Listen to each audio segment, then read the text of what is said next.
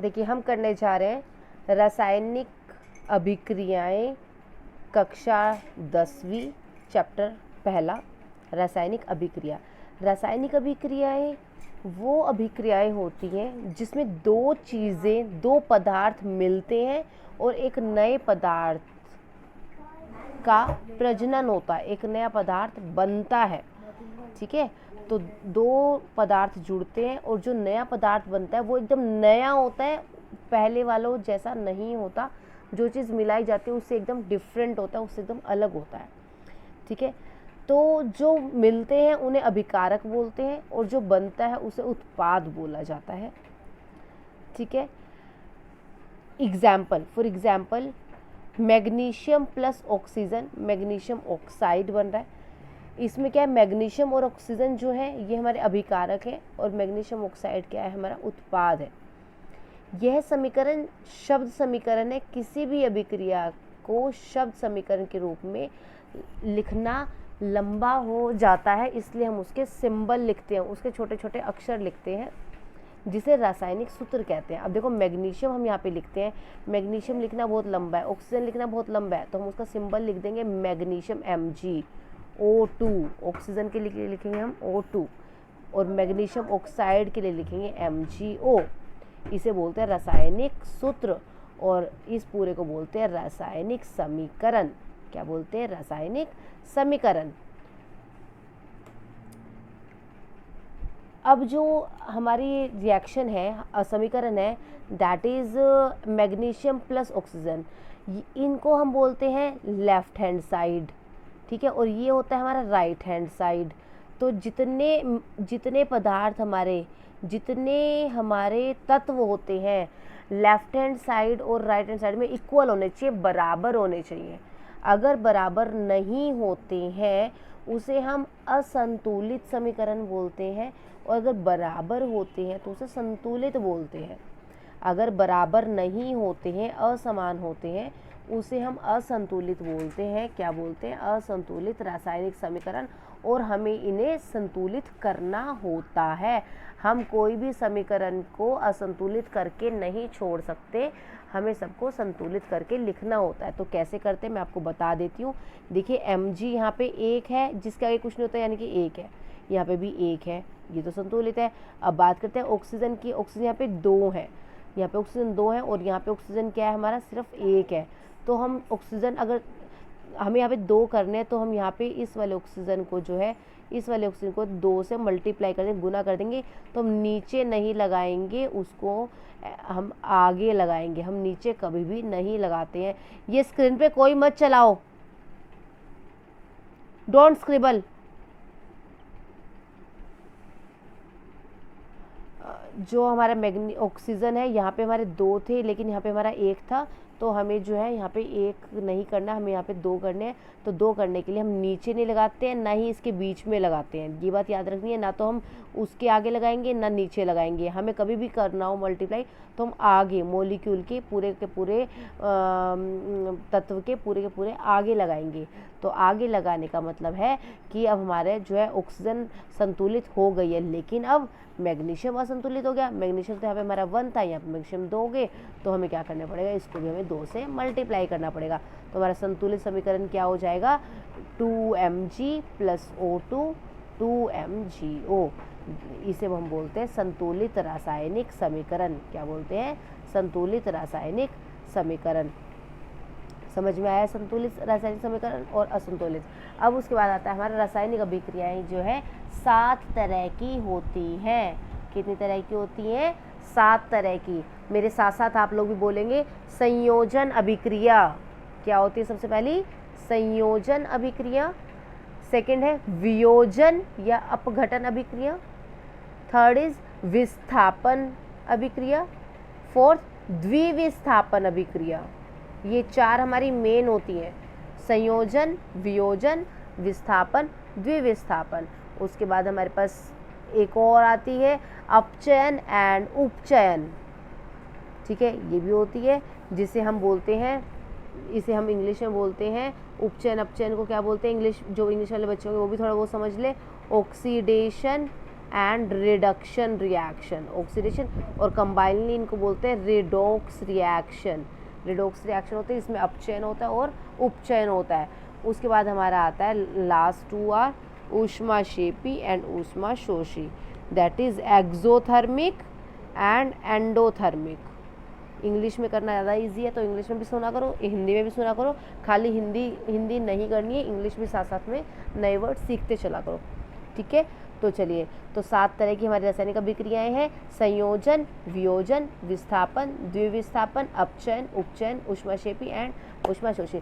सबसे पहले आती है संयोजन अभिक्रिया। क्या होते हैं संयोजन अभिक्रिया में? क्या होता है, A+B से हमारा बनता है AB, दो चीज़ें जुड़ती हैं और एक नया हमारा बनता है जिसे हमें बोलते हैं संयोजन अभिक्रिया। दोनों के मिलने से जो एक नया कंपाउंड बन रहा है उसे हम बोलते हैं संयोजन अभिक्रिया।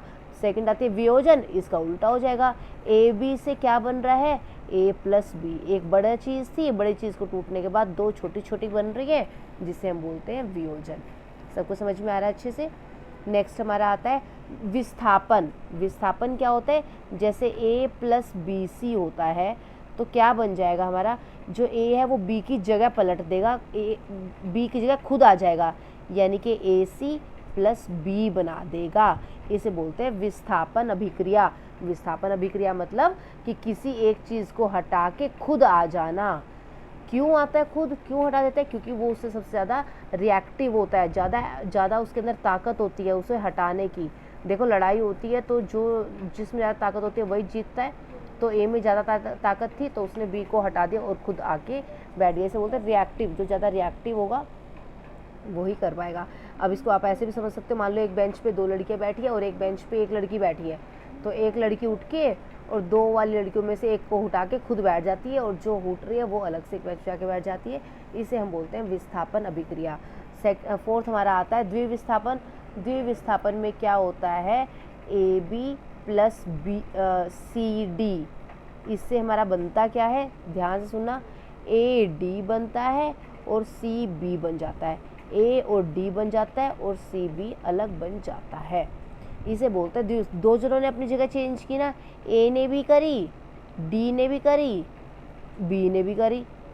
देखो A के पास, A जो है यहाँ पे चला गया D के पास, सॉरी हाँ, A जो है D के पास चला गया, उसने C को हटा दिया यहाँ से और C उठ के एक जगह पे आ गया। तो A और C ने अपनी, 2 जनों ने जगह चेंज की ना, A ने और C ने। A उठ के D के पास चला गया तो C को हटना पड़ा, C उठ के एक जगह पे आ गया। तो इसे बोलते हैं हम द्विविस्थापन अभिक्रिया। दो बेंच है, दोनों पे 2-2 बच्चे बैठे हैं, उसमें से एक बेंच पे का एक बच्चा, दूसरे बेंच का एक बच्चा आपस में अपनी सीट्स एक्सचेंज कर लेते हैं, बदल लेते हैं, उसे हम बोलते हैं द्विविस्थापन। क्या बोलते हैं उसे हम, द्विविस्थापन। नेक्स्ट हमारा आता है उपचयन और अपचयन। नेक्स्ट हमारा आता है उपचयन और अपचयन। उपचयन यानी कि oxidation and reduction reaction. Late me explain you. संयोजन मैंने आपको बता दिया है, जैसे संयोजन का एग्जांपल मैं आपको बता देती हूँ एक। देखिए संयोजन, जैसे मैं बात करती हूँ, संयोजन में 2 चीज़ें जो है जुड़ती हैं। क्या होती है, 2 चीज़ें जुड़ती हैं। तो जैसे मैंने आपको बताया कि CaO+H2O, CaOH ट्वाइस बन जाता है। या फिर आपको सिंपल एग्जांपल भी है, Mg+O2, MgO बन गया इसमें हमारा। तो ये भी आपका संयोजन का एग्जाम्पल है, ठीक है। उसके बाद नेक्स्ट मैं आपको बता देती हूँ वियोजन का एग्जाम्पल। वियोजन का एग्जाम्पल CaCO3 हम लेते हैं, किस में टूट जाता है, CaO और CO2 में। एक चीज़ जो है 2 चीज़ों में टूट जाती है, उसे हम बोलते हैं वियोजन अभिक्रिया। नेक्स्ट हमारा आता है, आपको सबके 2-2 एग्जाम्पल कम से कम याद होने चाहिए। विस्थापन अभिक्रिया क्या होती है, विस्थापन अभिक्रिया मतलब कि जो अपनी जगह पलट लेते हैं, जिसकी ज़्यादा रिएक्टिव होती है, कॉपर को विलयन से पृथक कर देता है, एक तत्व दूसरे को उसके यौगिक से अलग कर देता है, विस्थापन क्रिया कहलाता है, ठीक है। जैसे इसका एग्जाम्पल मैं कोई ना कोई बता देती हूँ। जैसे सोडियम है, जैसे सोडियम है, सोडियम का सिंबल Na होता है, प्लस मैं कहती हूँ FeSO4, ठीक है, सोडियम, और ये है फेरस सल्फेट। इससे हमारा क्या बनेगा, सोडियम सल्फेट बन जाएगा, NaSO4, Na2SO4 plus E plus FeO बन जाता है। बैलेंस नहीं है, बैलेंस समीकरण बैलेंस हो जाएगा, संतुलन कर देंगे हम इसका। तो ये जो है विस्थापन है, इसने जो है Fe को चेंज कर दिया, दोनों ने अपनी जगह आपस में चेंज कर लिया, उसे बोलते हैं हम विस्थापन। फिर आता है द्विविस्थापन, दो जने अपनी जगह चेंज कर लेते हैं। जैसे यहाँ पे है Na, यहाँ पे दिखाई नहीं दे रहा है, ध्यान से देख लो। NaSO4 plus BaCl2 barium chloride क्या करता है, सोडियम बेरियम की जगह आ जाता है और बेरियम सोडियम की जगह आता है, तो सोडियम क्लोराइड बन गया और बेरियम सल्फेट बन गया। इसे हम बोलते हैं द्विविस्थापन, दो जने अपनी जगह चेंज कर लेते हैं, सोडियम बेरियम की जगह आ गया और बेरियम सोडियम की जगह आ गया। तो जब ये यहाँ पे आया तो क्या बना, NaCl बन गया, और जब ये इधर गया तो बेरियम सल्फेट बन गया, BaSO4 बन गया। तो इसे बोलते हैं हम द्विविस्थापन अभिक्रिया। फिर आता है उपचयन और अपचयन। उपचयन क्या होता है, जिसमें एक अभिकारक का उपचयन होता है और दूसरे का अपचयन होता है, इसे हम इंग्लिश में रिडॉक्स रिएक्शंस भी बोलते हैं। ऑक्सीजन का जुड़ना और हाइड्रोजन का निकलना, देखो ध्यान सुनना, उपचयन में जो होता है ऑक्सीजन का जुड़ता है और हाइड्रोजन का निकलता है, हाइड्रोजन उसमें से निकल जाता है। और हमारा जो वो होता है अपचयन होता है, अपचयन में क्या होता है, जस्ट वेट, अपचयन में हमारा होता है ऑक्सीजन निकलता है और हाइड्रोजन ऐड हो जाता है। ये इसमें आपको बता रही थी उपचयन और अपचयन।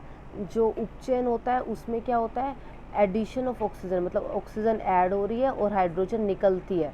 और अपचयन क्या होता है, ऑक्सीजन निकलती है और हाइड्रोजन ऐड होती है, इसको बोलते हैं हम अपचयन। उपचयन और अपचयन, जिसे कि रिडॉक्स रिएक्शन भी हम बोलते हैं, ठीक है। उसके बाद हमारी आती है ऊष्माक्षेपी अभिक्रियाएं, वे रासायनिक अभिक्रिया जिसमें उत्पाद के निर्माण के साथ साथ ऊष्मा का भी उत्सर्जन होता है। क्या होता है, उत्पाद तो बनते ही बनते हैं, जैसे कि A+B मैंने आपको बताया अभी, A+B से हमारा AB बन रहा है, जैसे प्लस में हमारी ऊर्जा भी बनती है। क्या बनती है, प्लस में हमारी ऊर्जा भी बनती है, तो उसको बोलते हैं ऊष्माक्षेपी अभिक्रियाएं, जैसे प्राकृतिक गैस का दहन। और दूसरी जो होती है ऊष्माशोषी जो होती है, उसमें क्या होता है, A+B को जोड़ने के लिए हमें ऊष्मा देनी पड़ती है, ऊर्जा देनी पड़ती है, तब जाके हमारा AB बनता है। तो ऐसे अभिक्रियाएं जिसमें ऊर्जा देनी पड़ती है, बिना ऊर्जा दिए ऊष्मा दिए नहीं होती हैं, उनको बोलते हैं क्या, ऊष्माशोषी अभिक्रियाएं, ऊष्माशोषी, ठीक है। Cu+O2, इसको गर्म करा, हीट दी और CuO बनता है, ऊष्माशोषी। उसके बाद नेक्स्ट हमारा आता है हमारे दैनिक जीवन में अपचयन उपचयन की अभिक्रियाओं के प्रभाव। एक तो संक्षारण होता है और एक होता है विकृत गंधिता। विकृत गंधिता क्या होता है, विकृत गंधिता जैसे कि let me explain, just wait. ये हमारे नोट्स हैं इसके, चलिए अब मैं आपको बता देती हूँ।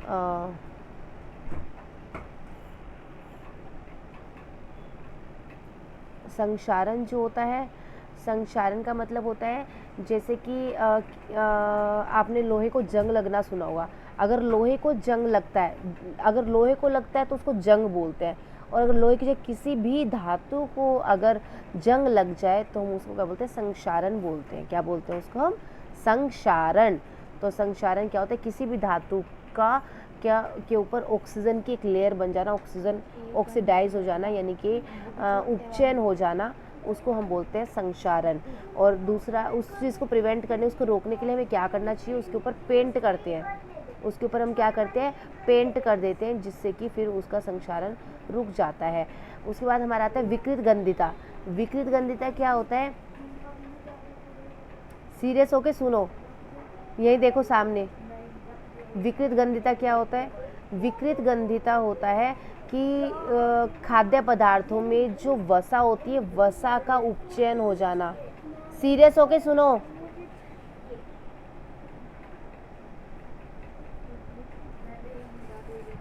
खाद्य पदार्थों का उपचयन होना। खाद्य पदार्थों का उपचयन का मतलब होता है जो वसा होती है, वसा वसा जैसे हमारे चिप्स के पैकेट जो होते हैं, चिप्स के पैकेट को अगर हम बहुत दिन तक जो एक्सपायर हो जाते हैं उनके, वो फ्राइड होते हैं, तले हुए होते हैं, वो पैकेट में बंद होते हैं, तो अगर पैकेट में ऑक्सीजन होती है, हवा होती है, तो हवा के साथ मिलके जो तेल में, जिस तेल में तले गए उस तेल और हवा को मिला के उसमें क्या है, गंदी स्मेल आने लग जाती है, यानी कि वो ख़राब हो जाते हैं, क्योंकि उसका क्या हो जाता है, विकृत गंधता हो जाती है उसके अंदर। तो उस चीज़ को रोकने के लिए हमें क्या करना चाहिए, जो पैकेट में जितनी भी वायु है उसको, हवा को निकाल के उसके नाइट्रोजन डाल दिया जाता है। क्या डाल दिया जाता है उसकी जगह? नाइट्रोजन। क्या डालते हैं हम उसमें? नाइट्रोजन, ताकि विकृत गंधता ना हो। विकृत गंधता को रोकने के लिए हम पैकेट्स में क्या डालते हैं? नाइट्रोजन डालते हैं, जिससे कि हमारा जो खाद्य पदार्थ है, जो चिप्स के पैकेट है, वो ख़राब नहीं होते, ख़राब होने से बच जाते हैं। समझ में आया? इसको बोलते हैं हम विकृत गंधता का बचाव। विकृत गंधता का बचाव कैसे कर रहे हैं? उसके अंदर नाइट्रोजन डाल के। और संक्षारण का बचाव कैसे कर रहे हैं? हम उसके ऊपर पेंट करके या ग्रीस करके। ठीक है, तो इस तरह से जो है हम अपने चीज़ों को ख़राब होने से बचा सकते हैं। तो ये हमारा चैप्टर कंप्लीट है। आपको इस चैप्टर के एनसीईआरटी की जो पीछे वाले क्वेश्चन होते हैं वो करने हैं, और पाठगत प्रश्न करने हैं जो पाठ के बीच में होते हैं, और एक और जो बच्चे कर सकते हैं, जो अच्छा करना चाहते हैं, जो अपना रिज़ल्ट अच्छा लेना चाहते हैं, जो वो बच्चे एग्जाम्पलर भी बुक आती है, आपको नेट पे से मिल जाएंगे क्वेश्चन सारे। एग्जाम्पलर क्वेश्चंस भी आपको साथ के साथ करने हैं। ठीक है, समझ में आया सबको अच्छे से? तो ये आप जो है, इसकी वीडियो भी आपको मिल जाएगी, आप वीडियो भी देखना है इसकी, बार बार आपको याद हो जाएगा सुनते सुनते। ओके, चैप्टर बहुत आसान है, बहुत आसान है। एक बार बैठ के अपने आप बुक से पढ़ोगे, दूसरा दोबारा पूछोगे, तो आपको जो है समझ में आ जाएगा। ओके।